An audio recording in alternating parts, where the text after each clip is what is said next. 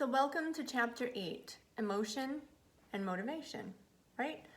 So it's hard to describe emotion.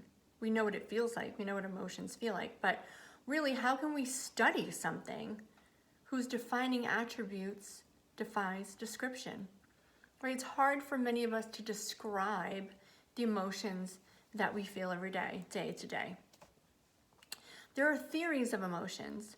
James Lange theory suggests that stimuli trigger specific physiological states that are then experienced as emotions.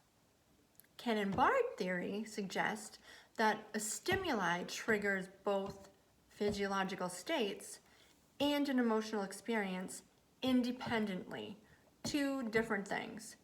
And then there's the two-factor theory, right? This suggests that stimuli trigger physiological arousal, whose then the brain interprets that arousal, and this interpretation then leads to your emotional experience, okay?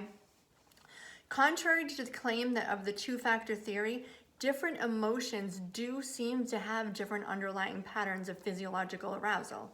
Anger, fear, sadness, they all produce higher heart rates than do happiness, surprise, disgust, right? And if you even sit and think for a moment, think about a time where you were very angry or a time where you were very, very sad, right? You can feel the difference than when you were elated or even just resting peacefully somewhere and having a relaxing day, maybe on the beach by the ocean, right? They feel differently. A lot of times we feel like the anger here in our chest, our shoulders, our neck, we feel that tension and that stress there, right? It tenses up, we feel that. And our heart rates increase. Sometimes we can have headaches, right? So we feel the difference there. So that's what the two-factor theory is suggesting, right? There are differences here. There are different ways that our bodies respond to different emotions.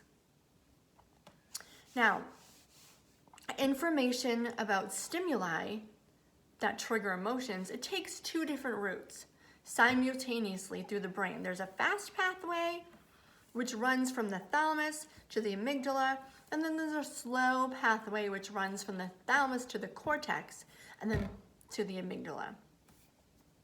Because the amygdala receives information from the thalamus before the cortex, a person can be afraid of something before you even know what it is. This is a survival instinct skill, right?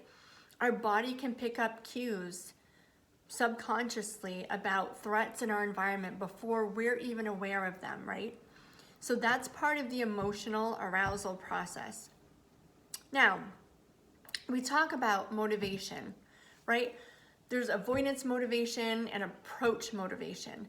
And avoidance motivation is typically more powerful than approach motivation. For instance, shoppers in Washington, D.C. were highly motivated to reuse their shopping bags to avoid a 5-cent tax, but were not motivated at all to reuse their bag just to get a 5-cent bonus. Okay. Threats can also backfire, right? Threats can be behaviors that were once motivated to become extrinsically motivated. So intrinsic and extrinsic, internal motivation versus external motivation. So daycare centers that instituted fines for late arriving parents, there's a motivation, saw an increase in the number of parents who arrived late. So the fine was a motivation. So it's very interesting. As far as regulating emotions, right? We all have different ways of regulating. And regulating your emotion can be incredibly beneficial for you because we don't want some of those negative emotions to get overwhelming for us or to inform some of our decision-making processes. So there's lots of different techniques. There's deep breathing techniques, writing techniques. There's so many different techniques you can use to regulate. You can reframe the way you think about things, reappraise it. Instead of thinking of something as a challenge, think of it as an opportunity to learn, to grow.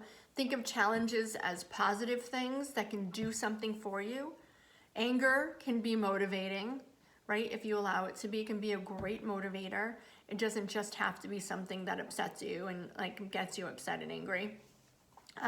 So the way you reframe your thoughts and reframe the way you perceive your environment or your current situation can do wonders for you psychologically, emotionally, and all over. You'll see it through all walks of your life. If you're able to regulate your emotions in a beneficial and successful way, it'll benefit you countless ways. So emotion and motivation, right, comes from various parts of our brain. Physiological arousal, we experience stimulus, it triggers something in our physiological arousal, our brain, our nervous system, and we respond emotionally. But then it's also important to be able to recognize and regulate our emotions when appropriate to do so. Okay, so check out the chapter. It gives you a lot more information on this, and check out the videos as well and get on that discussion board, and we will jump into the next chapter next time. Be well, take care.